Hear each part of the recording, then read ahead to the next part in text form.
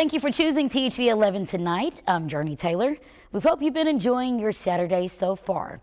We want to bring in meteorologist Simone Thomas. This warm weather is tough not to enjoy, but we should expect a cool down soon, I hope, because it's still winter, right, Simone? Yeah, the cool down is coming tomorrow, so all of the warm weather fans, the spring fever is coming to an end. Now, before we talk about the changes on the way, I want to talk about some record highs that were slashed today, primarily across western Arkansas. You see quite a few places up to our northwest got into the 80s. The main place of note was Harrison, getting all the way up to 85 degrees, not only slashing the daily record that was set in 1971. Harrison also beat out their all-time record high for the month of December. The previous all-time record high for December was 82 degrees, set on Christmas Eve of 1955. So they were able to get a couple of degrees warmer than that, getting up to 85 today. You can definitely see the difference in where we were able to see some breaks in the clouds versus where we weren't. Central and eastern Arkansas, some places staying in the 60s and 70s, because that's where we've been holding on to some of the clouds. But I want to show you the storm system that's going to be bringing that significant cold front through the state tomorrow. Is still off to our north and west, draped through portions of Kansas and Oklahoma down into Texas. Across the state right now, we've still been maintaining some clouds across central and eastern Arkansas. We had a few breaks to our west, but that next round of cloud cover starting to move into northwest Arkansas. And overnight into the start of your Sunday, temperatures do stay mild, but you start to see that cold air surging in by tomorrow afternoon. I'll have full details on how this impacts the start of your new week in that 7-day outlook. All right, Simone, thank you. A longtime law enforcement officer passing away this month, leaving behind a legacy of kindness and fighting for what's right. THV 11's Carter Thweets attended the funeral. Carter, what did you learn? Well, Jurnee, Horace Walters lived a full life as a law enforcement officer in multiple central Arkansas cities, and also sued the police department here in Little Rock once. But as the family tells me today, to them, he was just dad. If anyone deserved a police procession, it was Horace Walters. The longtime Little Rock PD captain also served as police chief in Alexander for 4 years. His daughters, Shanette and Sean, tell me. He believed in law and order in all aspects of life.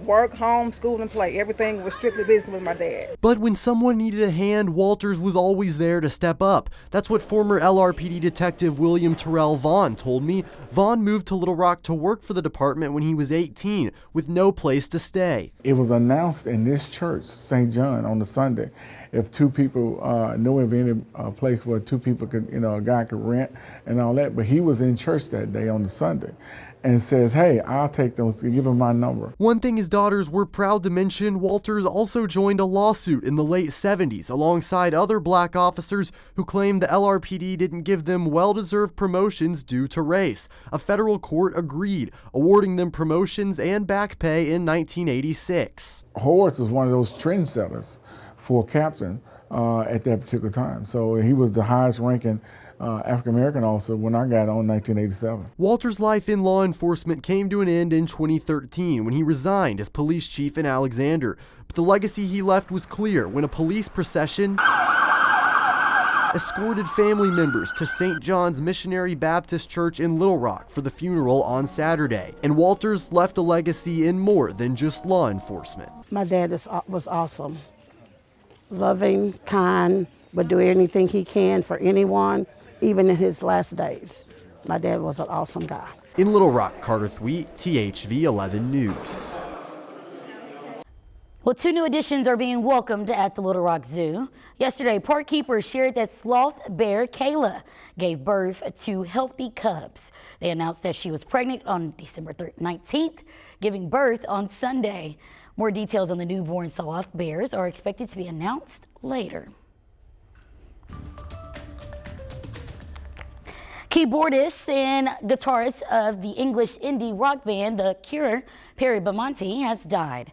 He joined the band's road crew in 1984.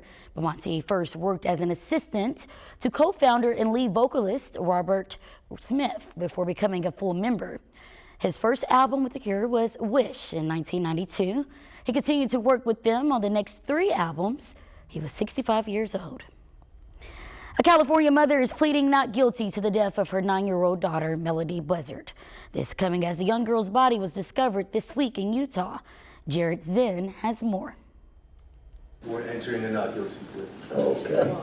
Not guilty plea is... Down, ladies and gentlemen. Ashley Buzzard's 9-year-old daughter Melody was reported missing in October after a 3-day road trip with her mother and was found dead in Utah in early December, shot in the head. I was just angry. I just don't understand it. Ashley was arrested on Tuesday and was arraigned in Santa Maria the day after Christmas, where she had her attorney, public defender Adrian Galvan, enter a plea of not guilty and denial of additional allegations. It surprised me and the whole people that were there. Galvan also made a motion for a gag order against Santa Barbara County sheriffs, advising them not to release any evidence or materials not in public record. Judge John F. McGregor signed the motions and set Ashley's trial date for January 7th. We have no idea about the services. They will let me know right away when the body's gonna be at the funeral parlor. Then we go from there and see about services. The DA office has advised against seeking the death penalty. Yeah, maybe that's better so that she'll have to think about this every day of her life, sitting in that cell. I think it's better. The death penalty is just the easy way out, I believe. Melody's grandmother, Lily Dennis, who works with your news channel, says she's most certainly upset but will patiently await court proceedings to see how the case progresses. She is also advising the public not to give any money to any GoFundMes, which are fake, as the Mesa family is not asking for financial assistance. Please don't send any money to none of those GoFundMes because, we really don't need it. It's already covered by the state. So whatever is left, if there's any money that they need, I got the money. I can pay for it and my family. Members of Ashley's Vandenberg Village neighborhood say the not guilty plea confuses and upsets them, and some feel Buzzard is receiving special treatment. Her not wearing the jumpsuit, the makeup, and then she's just emotionless. I hope she spends the rest of her life in prison, in misery. Jared Zinn. Well, director, screenwriter, producer, and actor Tyler Perry is a part of a second sexual assault lawsuit. The entertainment mogul is being accused of making sexual advances. Mario Rodriguez filed the suit Thursday, detailing and suggesting that Perry subjected him to unwanted behavior, including sexual battery and assault at Perry's home. He is suing him for $77 million in damages. Perry's attorney is denying the allegations.